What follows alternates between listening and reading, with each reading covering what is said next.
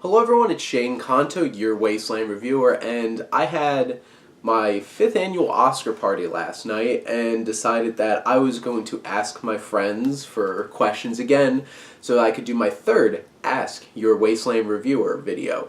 So I have some questions here and I asked everybody to do 2 questions apiece, one more leaning towards movies, one more leaning towards myself, so here we go, we're going to get started. So, what's your favorite horror thriller movie, least favorite? So, definitely The Shining.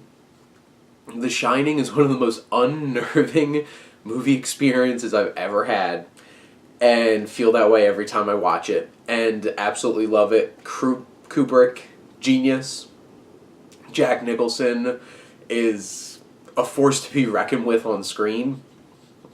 So unnerving, like freakishly unnerving. And I just love The Shining so much. And also, what's my least favorite? And that would have to be The Bye-Bye Man. What a steaming pile of crap. And yes, I watched it, and nothing worked about it. Literally nothing. And that got a steaming F when I still did grades and saw that film. So bad. Now, if you could write a story, what would it be about? So, I can't remember if I shared this or not at any point during any of my videos or reviews in the past, but I write screenplays for fun. I haven't really done anything with them, but I have a lot of ideas for stories and like to write them down. And I actually have 4 full screenplays written, and 4 of them together are one saga about in the distant future, not so distant future, cliches.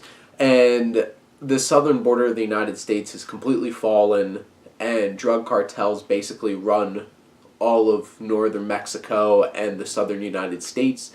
And nobody joins the military anymore, nobody joins the National Guard, so the government hires bounty hunters to hunt down the cartels, and the string of stories takes place towards the end of this cartel war, where basically there's only one cartel left, and the U.S. government's winning this war with the help of these 2 brother bounty hunters, and it's about their saga, and it's really about, obviously there's some political not-so undertones there, and then also dealing with this family dynamic, and the big thing is what violence really does to a person, and taking people's lives, and that bloodlust, and what that can do to a human psyche, and where that could push somebody.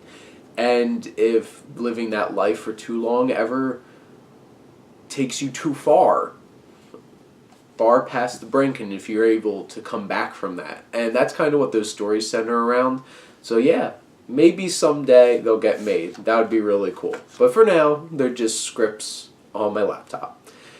What is your favorite Victorian era movie? So many. This was from. This was from sitting there watching so many of the production designs and costume designs all being like period pieces. But I would have to say Barry Lyndon. I love that film. Kubrick is a genius, as I've already mentioned once in this video, and if you couldn't tell, I love Stanley Kubrick. And I felt like the favorite is Yorgos Lanthimos being like, Kubrick had his Barry Lyndon, I'm gonna have mine. And I really love that film. I think it's an epic film of scale and themes and just pure mastery of filmmaking, and I absolutely love that film. Opinion on Freddie Mercury's mustache. And to quote Bohemian Rhapsody, gayer? So that was the point of that question as we were watching Bohemian Rhapsody. But yes, it was an impressive mustache.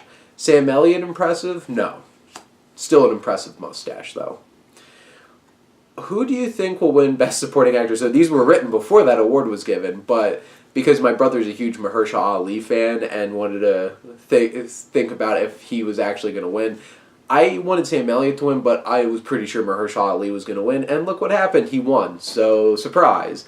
And then he also asked, what is your next cosplay? As I cosplayed as Hermit, Luke Skywalker, Wolverine, and Mad Max at MagFest last year. I didn't do any cosplays this year, but one cosplay I would love to do is Ego the Living Planet. And my friend Joe asked, as in like the comic book one?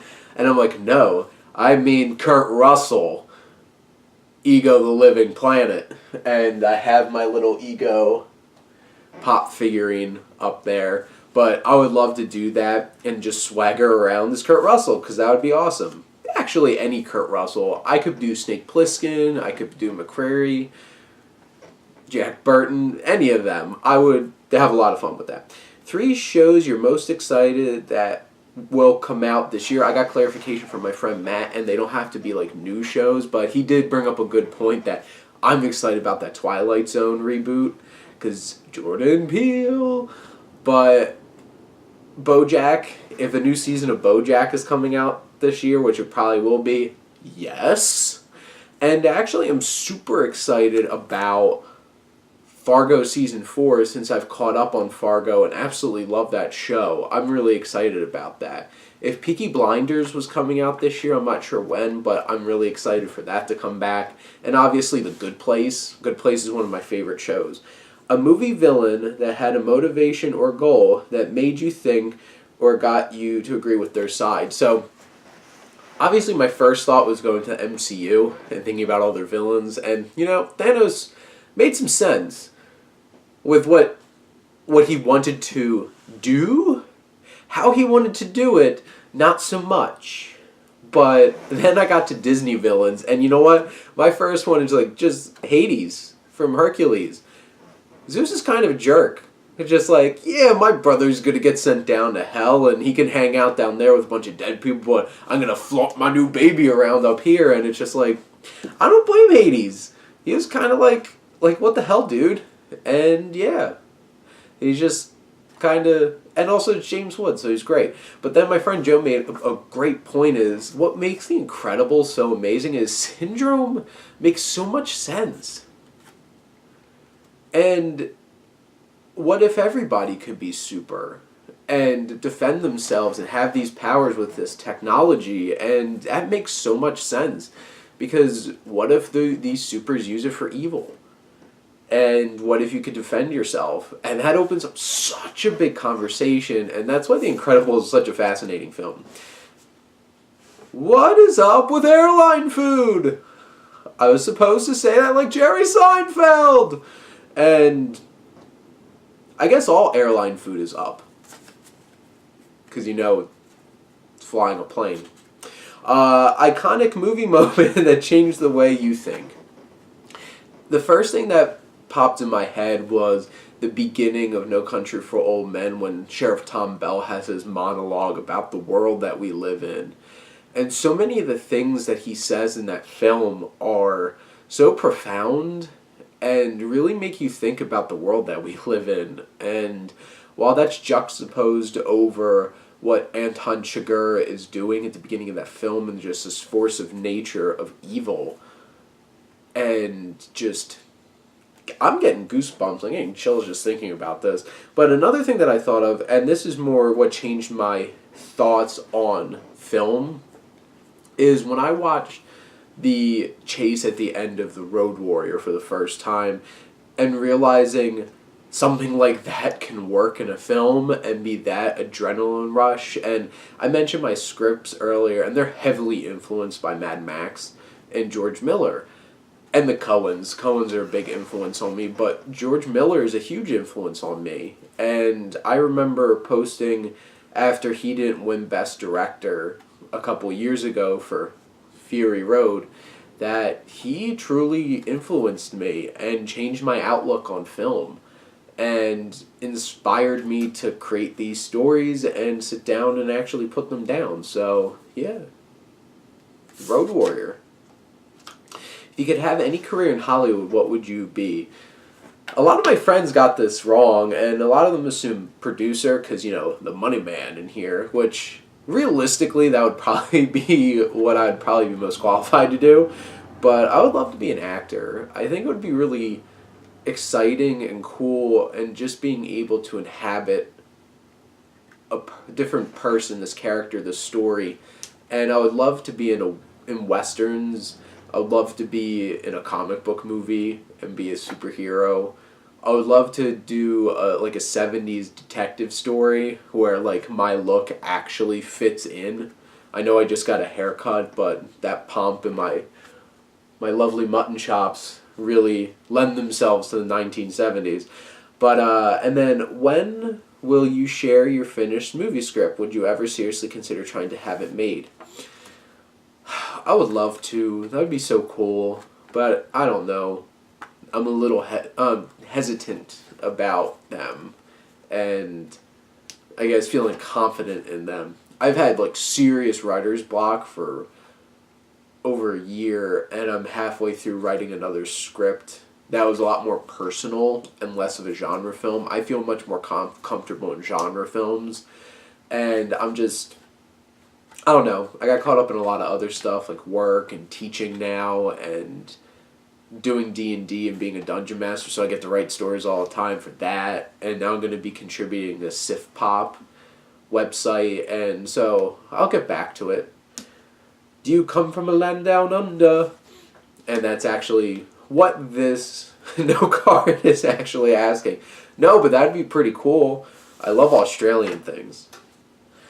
What's your favorite scary movie? So I like The Shining's my favorite horror film, but if I have to pick something that's going to scare the shit out of me, it's probably either going to be putting on one of the first two Conjuring movies or The Babadook.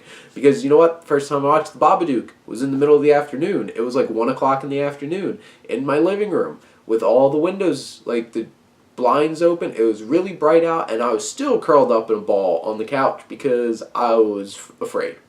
And then my roommate Pat walks in and starts mad villain cackling at the movie because he thought it was so amusing, and I'm like, I hate you, Pat. And that's how I felt about The Babadook, and that would probably be this movie to scare the crap out of me if I had to watch something. But thank you for listening in and getting to know me and my third Ask Your Wasteland Reviewer video. If you haven't watched my first two, go check them out. They're on my channel.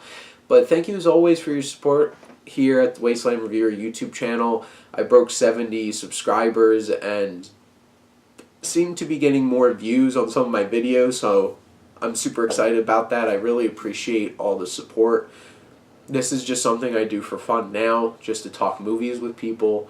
Never really thought this would ever be something that would be like a career, because, you know, I already have that.